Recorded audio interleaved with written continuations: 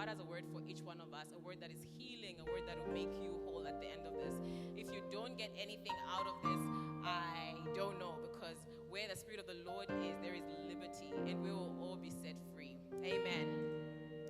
Today we're going to be reading from the book of Mark 16 verses 15, and this is the NIV version.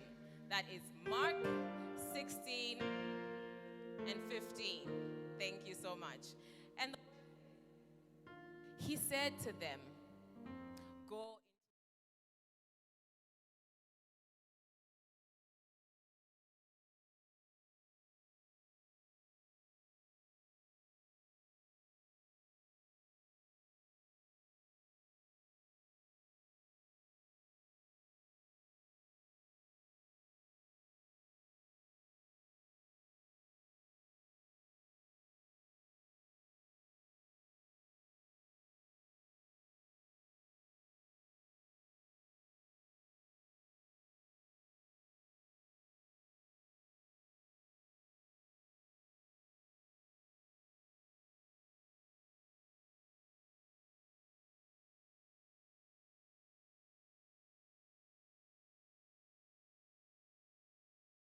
time, right?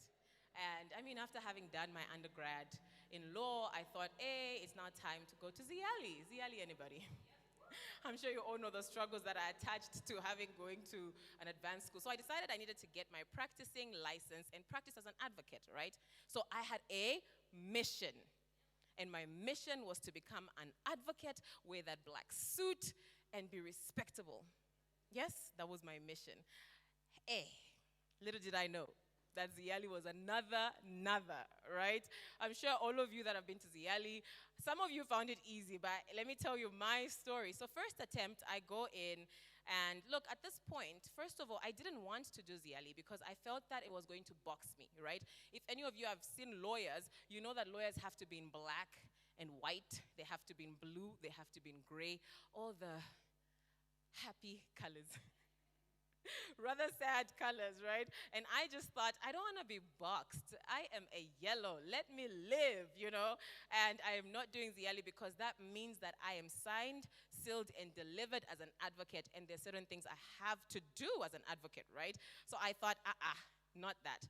And then eventually time came, and I said, look, if I want to practice, I can't go into court and not be an advocate. So I decided, let's do this Ziali thing, mission, purpose in my heart, let's do this. So I went. Wore my black suit. First attempt. Needless to say, out of about 10 subjects, I passed 4. And I was like, God, you said this was possible, right? And what's going on? You know, I thought that we're supposed to pass with flying colors. And you see, the thing about being a Christian is that when you enter a space, you want dominion, right? Or at least you should have dominion. So I thought, look, I'm a Christian, I can do this. What is this about people, only 5 people passing out of 300? I said, I am the exception by the will of God. Yes, I am the exception. First attempt, 4. I was not the exception. So, you know, the good thing about passing 4 in my first attempt was that I could actually go back and just write my 6.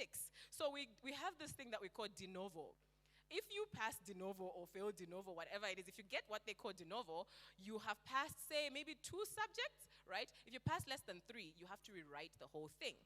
And I was like, okay, God, I think that's a sign. I didn't get de novo, so I can only write my 6. And I went back, second attempt. I was like, hey, Spirit of the Lord, you know what? I think you just wanted people to know that I'm there so that when I shine, right? So I've got the 6 papers, and bam, in exam room, I write them. I think I passed 2. So now I had 6, and I needed to pass 4. I was like, God, what is going on? And if you know Ziali, first of all, I'm sorry, it's not just about you. You and the whole Zambia, you and the whole world, you and the whole WhatsApp, you and the nation are writing that exam. You know why? Because they put your results on the notice board, and anybody with a phone will take pictures and send to everybody, because guess what? Everybody must know what you got. I still don't get it. But yeah, so obviously second attempt, I'm a bit embarrassed. You know what I mean? Because I mean, I come up fresh, I'm going in the exam, and everybody's like, she's going to pass because, you know, she's pretty smart. Hey, Ziali does not respect your smartness, my dear. know your black suit. So anyway, second attempt, done with that. Fast forward to my third attempt.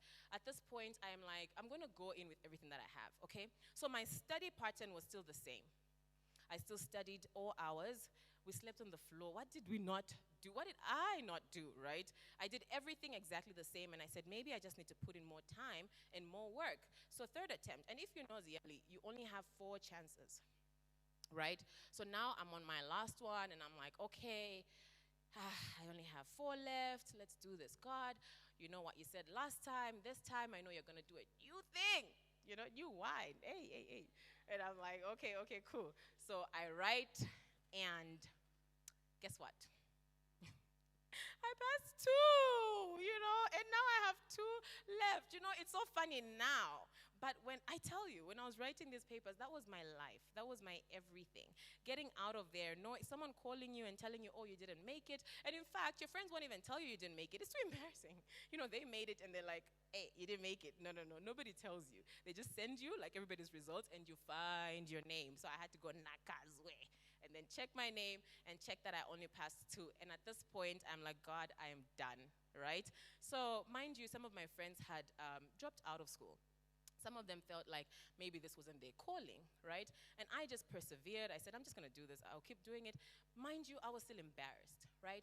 And my leave was over, and I had to go back into my normal life, but still pursue this thing. Because remember, I had a mission. But at this point, I'm just like, God, this mission is not possible. There's no ways, Nobody has done it, and I can't. Clearly, I cannot. And I said, in my family, I thought I was going to shine, be the first lawyer, first attempt, hey, done, this and that and the other, but it didn't work. So at this point, I decided, new strategy, right? I had to be a new person in this new season. But I thought I was grown and maybe I could do it, just maybe. I think at this point, to be honest, when I wrote my exams, fast forward to that emotional time, I passed 1. And okay, you don't get it. You have a year to wait until you write your paper. So it's not like I'm going in and this is 1 year. This is time that's going, right? And honestly, it's not like you're not smart, because people out there assume that when you fail your yearly exams, you're not that smart. But anyway, I have 1 paper, and I'm just like, God, I'm done. I am done. At this point, God brings a new word to me and said, okay, now you're weak. And now you've told me you're weak, okay? So let me come in, because remember, when you're weak, He is strong. And His strength came through when I went to write that exam. Honestly, I wasn't as confident. I just said, I gotta do it, I have to try. And at this point, I didn't tell anybody, because I knew that, hey, if I tell people, they'll be watching for the results the following year, right? So I don't tell anybody. And at this time, actually, I'm in Mount Zion and I'm serving. Senseless, out of my mind. I am everywhere that God wants me to be. He's called me. I understand what this purpose is. I understand what the mission is, and I am here, serving every single day without telling nobody that I have an exam. I go home, I study, and that's it, right? I write my paper, and I'm in the paper. And I tell you, before I went in, God said something to me, that in this paper, you have to be someone different. The thing is, you always assume you're a lawyer, right? I didn't call you to be a lawyer. Because the thing with all of us is that we assume that we only have that one thing that God has called us to be, and without that, you're a failure. But He said, look at how successful you are in other areas of your life, right? And I had 10 years under my belt in the insurance industry. And He said, when you go there, for your own self-confidence, I want you to assume you're an insurance person, okay? Professional with 10 years experience. And if you fail anything, use that attitude and answer the question. So lo and behold, I get there, and again, I'm stuck. Right? So I write everything, and to be honest, I was out of answers, but I still needed to write like 20 marks worth of an answer, right?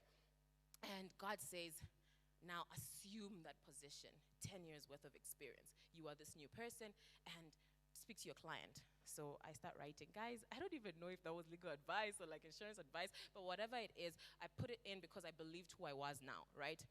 I wrote it, the year passed. Following year, results came out. My friend calls me, results are out. And I'm like, hey, sat, don't tell me what they are, right? But I'm like, low-key, tell me what they are. And this girl doesn't call me back. So I'm here in church, and I'm looking at my phone. She called me the first time. It's now 30 minutes, and she's not calling me back. What the heck is going on? Have I failed? At this point, I said, God, if I've failed, then I can't be a lawyer. I'm done, right? Anyway, she doesn't call me. So I call her. What's going on? And she's like, I've passed. I'm like, okay, congratulations. But that's not why I'm calling. Have I passed, right? It's like, I don't know, I'll check. I said, that's it. I'm done, right? And I mean, at this point, I'm honestly not so disappointed because I said, God, you made me, you created me, and I know you're going to make me into whatever you want. I am not a failure. I may have failed this, but hey, I'll do whatever else that you've given me, right? So my other friend calls me and she says, we made it. I was like, what? We, as in you and I? And she says, yes, we made it, guys. Like, Jesus. Heavens open, clouds fall on me, you know. It wasn't that moment of ground open, swallow me. No, no, no. At this point, I'm just like, I made it. I am an advocate of the High Court for Zambia. Come on. And then I thought, yeah, my life would change dramatically, you know. No, it didn't change. It didn't change, but you know what? I thank God that I pulled through. But at this point, that was my mission. I thought it was impossible, but yet it was possible with God, right? So now, as Christians, what is our mission? What is it that you're going to put your heart and soul into? What will you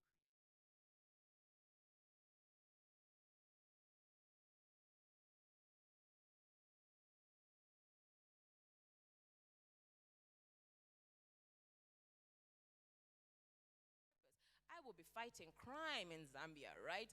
And because I'll be a lawyer, I'll be this, I'll be that. I had it all figured out. But what was God's purpose for me?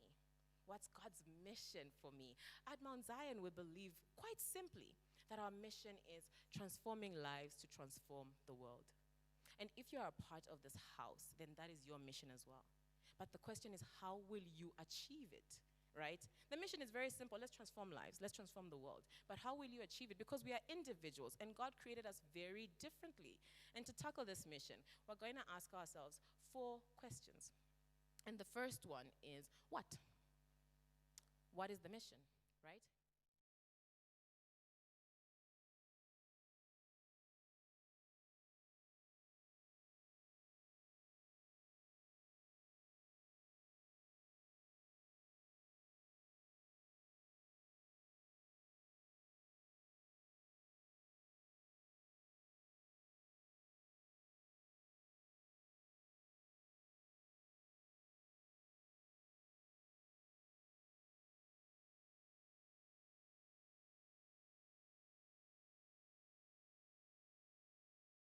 Us, please put down Mark 16, verse 15, and comment in the section below that you're with us. Amen.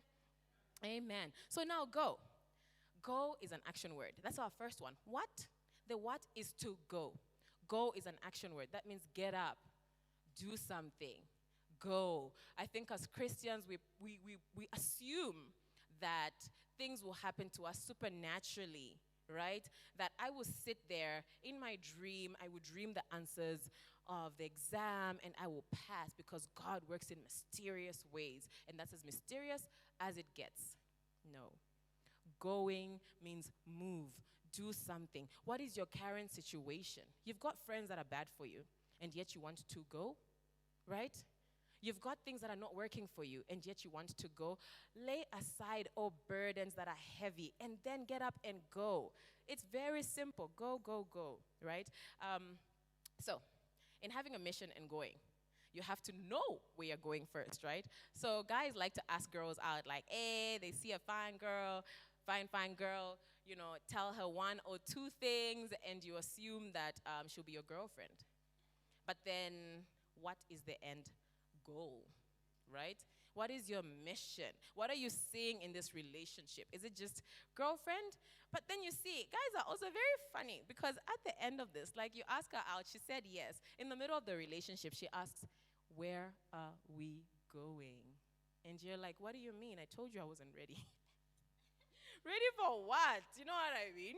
If you go and ask a girl out, you better know what you're doing. And if you know what you're doing, what the end goal is, tell her in advance so that these questions don't come, right? I mean, if you tell her you're not ready, then she'll also know and not put in everything. But at the end of the day, we go and we're like, hey, but what's the mission, right? The second thing is where. Where are we going, right? Mark 16:15 is very clear. We are going into the world. Some of us have gotten that mixed up. We feel that going into the world is, I need to preach, right? I need to preach on the pulpit. When my time comes, I will go into the world because that is the world, right? But you don't understand that into the world is your sphere of influence.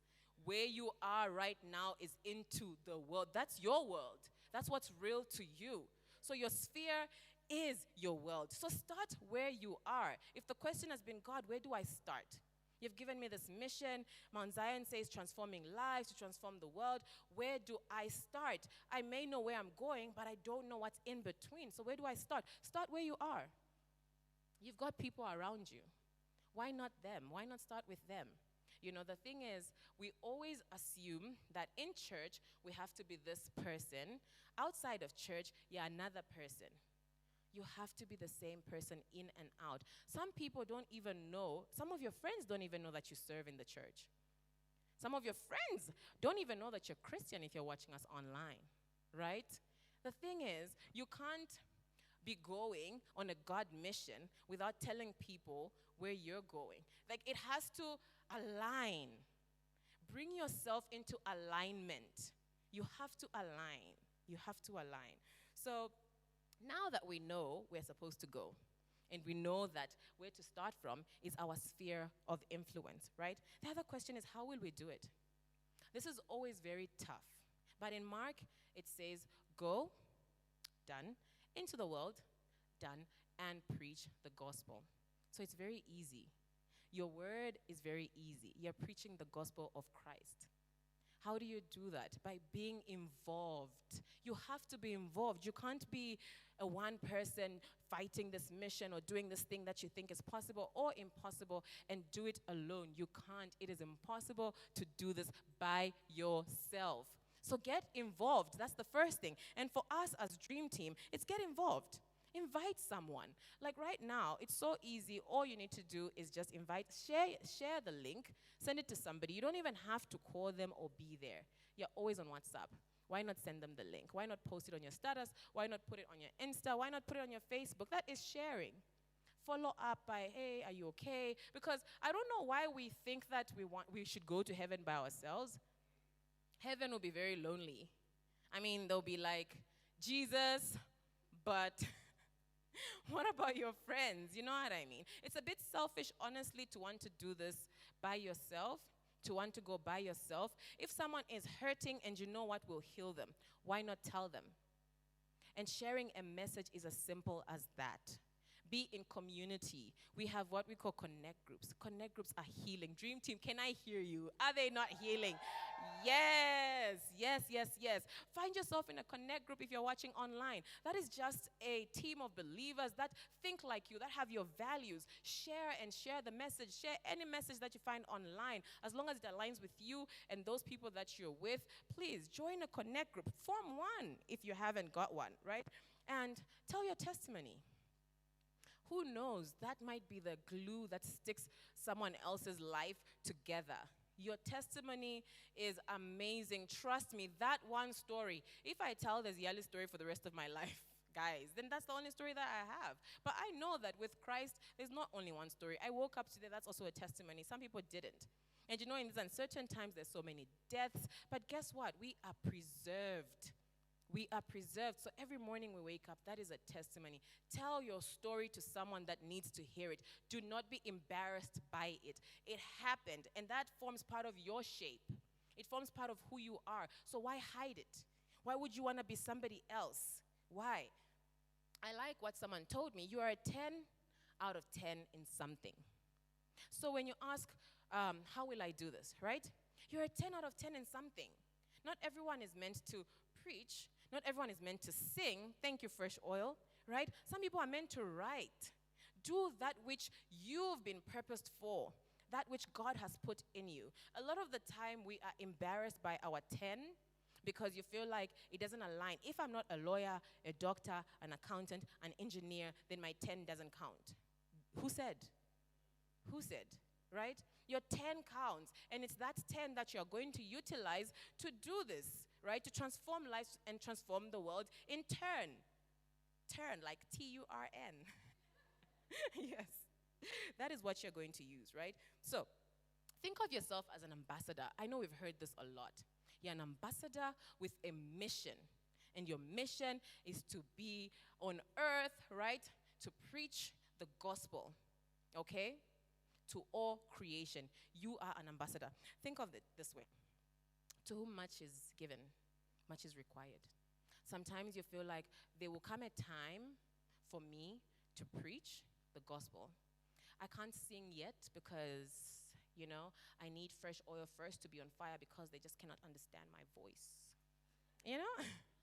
I need the church to grow because when I start singing or when I start preaching, there's need for numbers. People need to know my name. They need to see me, right? We all have those things in our mind, but start now. Start where you are. Start with the people that you have. God has given those people on purpose to you. And a Christian's mindset should be dominion. Guys, if anything, you should dominate where you are. For Fresh Oil, it's easy. You guys now have to have an album. Because what are you doing this for? Production team, it's easy. You guys have to picture yourself having 10, 1,500 computers and everybody's working for the same vision and the same mission. We're here for the same thing, but we're doing it differently. If we all had to sing, guys, what's the point? God is diverse, and he's put diversity in all of us. So use that which you have, right? So picture a tree. A tree is, whether tall or short, it's got branches, and it's got these leaves, and it produces fruit, etc., right? Now, picture a conversation that the tree has with God. Because the tree decides, in this season, I want to be human. Okay? And the tree says, God, I just feel like these branches, they're not working for me. These leaves that are dangling on my branches, I don't like them. Make me human because I like the human. I like how the human talks. I like how the human walks. I can't even move unless I'm transplanted by a human. So make me a human, right? Some of us are like that. God, I don't like this. I want to be like Beyonce, I want to be like this person. I want to sing like that, and I want to do so many things. I want it to be an advocate. God, I don't like this place where I'm at. I want to be an advocate because, right? We can bargain with God, guys. But the truth is, God has created you for something. I love this example that T.D. Jakes gave. He said, a TV was meant to be watched. Can you imagine a TV rioting, wanting to be a car? How can a TV be a car, right? But that's us. God, I want to be this person and not what you've created me to be. The TV wants to be a car. It now wants to be on the road. But this TV was created to be watched. Whether it's on the TV stand or on your wall, it's created for one purpose. And that purpose is to be watched. So many things are modified, but the TV stands, it's created to be watched, right? But some of us want to be something different in the season because guess what? You don't understand. Like, I just don't get it. I feel like you're calling me to do something else. If that's a real feeling, that's fine. But there's only one purpose that God has for us, and that is to do his will, to go into the world. That is the mission. Go into the world. That is the mission. Hashtag mission possible. But we all know that this mission is not always possible, right? Or it doesn't always seem possible because we go through so much in our lives. And like my first attempt, my second attempt, my third attempt, I want to give up. That's some of us right now. We want to give up because we're like, God, this thing that you've called me to is too hard, right? Some of you already know what God has called you to in terms of how you're supposed to achieve that purpose. But it's too hard. You find it so hard, so you don't know, right? But remember, if the purpose of a thing is not known, abuse is inevitable. We all know that. You are going to be abused left, right, and center, and guess what? You will do everything that anybody asks you to do. Till today, I know some of us are spent doing the wrong thing. We spend all our energies on things that don't even align with the purpose that God has given unto us. It's time to align. It's time to align. So we said, go, right? The what was go. The where was into the world, right? And to do what? Or how should I do it, right? Okay. And our last one is to who? To everyone. To all creation. I think with this part, you then assume that then God will give you a platform that's so large, so huge, because everyone needs to see it. It doesn't work like that. The Bible talks about how that one will become 1,000. Some of you are friends with very influential people, and you've never even told them you're Christian. You've never even shared the word of God with them. But they have 1,000 plus followers, and you have 100. That's the one. That's the one that you need to preach to. It didn't say that you yourself will become 1,000, because that's the misconception. Because God is so great, right? God is so great. So obviously, he'll give you a following that's large, right? And yes, he can do that. But what if that's not the purpose for your life? You know, this is my last point, by the way. You know, a lot of us like to complain and cry, and we are bitter with God because God has not done for us what we wanted him to do for us. You are created for God's purpose. I was created for God's purpose, right? So that means that the manufacturer is who knows what to do with you. And if he says, go into the world, whether tough or not, he will create a solution for you. That's why he says, when you're weak, I am strong. He will sustain you in that thing that he has asked you to do. God will not provide for you in an area that he's not asked you to go to or to do something in, right? Look at Jonah. Was that the guy swallowed by the fish? Yeah. He went to Nineveh. He went to Nineveh, right? Before that, he wanted to go everywhere else. Like, that's us. We want to do everything else, just not what God has asked us to do, because guess what? It makes us feel good. It makes you happy. So you were designed for one purpose, but you want to do everything else because it makes you happy. It makes you famous. Hey, guys, stop it. Stop it. Some of you right now, you're saying, okay, I have a mission, right? Go into the world. Yes, Mount Zion says transforming lives, transform the world, right? But I am broken. I don't even know how to do this thing.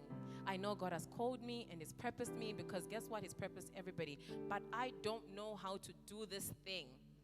Just like a broken screen of a phone or a broken TV, the manufacturer knows how to fix it. If you want it to get back to its original position, original intent, the manufacturer has to fix it. So with us, who is our manufacturer? God. God is our manufacturer. God is our manufacturer. Just like my last attempt, my fourth attempt, guys, I was done. I said, God, I don't have any more strength. I am all studied out. I am all prayed out. I am out of knowledge. What new thing can I do in that exam that is so different, right? I am tired. And anyway, it's fine, right? Even if I don't get it, but deep down in my heart, I knew that's the one thing that I wanted at that time. It's the one thing, right? And God says, you have to be somebody new, right? You cannot put new wine into old wineskin. As Fresh Oil said, new wine into old wineskin. You have to be somebody new. And in this season, God is asking you to be somebody new. And you know what? For a minute, it might feel uncomfortable. But if God purposed for you to be that thing, then trust me, that is where victory lies. And as a Christian, you have to think dominion. Why spend time doing that thing that God did not make you to do? Why? Why struggle? Why? And you see, the thing with struggling in that area is you struggle by yourself. You don't struggle with God, because God doesn't struggle, right? You don't struggle with God. In that boat, when the disciples were in the storm, Jesus slept. He wasn't struggling with them. Hey, God, what now? What now? You know? wake me up so I can command this. Oh, God, command. No, he does not struggle. We struggle. But Jesus was sleeping. Could it be that in this season, you're struggling and Jesus is sleeping? Because you haven't woken him up? They had to wake him up. Jesus, wake up. Wake up. Can't you see that there is a storm? Outside of that, yeah, Jesus knows there is a storm, but you haven't invited him into your storm. So how will a gentleman knock down doors and come and change your life? How will it do that? Jesus is a gentleman. Jesus doesn't do that kind of stuff, right? He doesn't. You have to invite him in. And when he comes in, he'll be like, yes, my daughter. So you think that you've done things so grave, and right now, how can I face you, Jesus? How can I face you? I am drunk. I abuse drugs. I have sex all the time. I do this. I am not worthy of you coming to my door. Jesus says, no, you're my child, and I'm coming to you. You may be the only person that needs this help. But guess what? Jesus is coming to you. But you have to ask him in. A gentleman will not knock down doors. You have to invite him in. Whether you speak it out with your mouth or you believe it in your heart, he will come in. Because guess what? Even those unspoken prayers, Jesus hears them. But you have to trust him. You have to trust him. God, I am in a storm. I am in a storm. And guess what? I sometimes don't feel like going. Get up, go. It's easy to say. But I've been in a season, not long from now actually, where everything just felt like, it felt foreign. I didn't want to do it. I didn't want to talk to anybody. And by nature, I am extroverted, which means I'm very expressive. Outwardly, I wanted to stay closed in. I felt like people make me tired. Right? You're so exhausting, you guys. I felt like I needed my space, my time. But guess what? That can only happen for a short time. Because even a TV that's not been watched, it's been put in a box, gets dusty. And by the time you open that TV, guess what? Another version would have come out. And it's the older version of the new version. So do you want to be the older version? Or do you want to get up now? Do you want to go into the world now? Do you want to use what God has given you now? Do it now. The thing about seasons is that some of us slept, right? We slept. And we woke up and there was COVID. Jobs, done, right? Friends, you can't even see them. Travel, nothing. Your family is in another town. You're in another town, different countries, lockdown. You slept. But the power of God has aligned all of us. We are in this season, and he wants to do a new thing in you and me. But you can't be the same person that you were last season. I mean, for Christ's sake, there is the new normal. Why can't there be the new you in the new normal? Right? With new wineskin, there is new freedom. There is new power. That's what God is saying to us today. But some of you are saying, what is this mission thing? Who is this God? I don't even know God, right? So this doesn't make sense to me. But you want to know God because something in your heart has moved. Because one of you sent that person the same message right now. One of you shared. The one thing I love about online is that this message is eternal. Unless you delete it. But other than that, the message is eternal. So whether we have 1 like, 1 subscriber, 1 follower, tomorrow we may have 100 because it's eternal. Because you will share. Because now you're in the mission. So if you feel like, I don't get this mission, I don't understand. What is dominion? Who much is given, much is required. I don't have much. God, I don't have much. We want you to believe that God is a good God. God is a healing God. And if you don't know this healing God, this good God, then I just want you to say this prayer with me. And if you're online and you don't know God, type in our comment section below, saved. Saved. We have people that are online that want to reach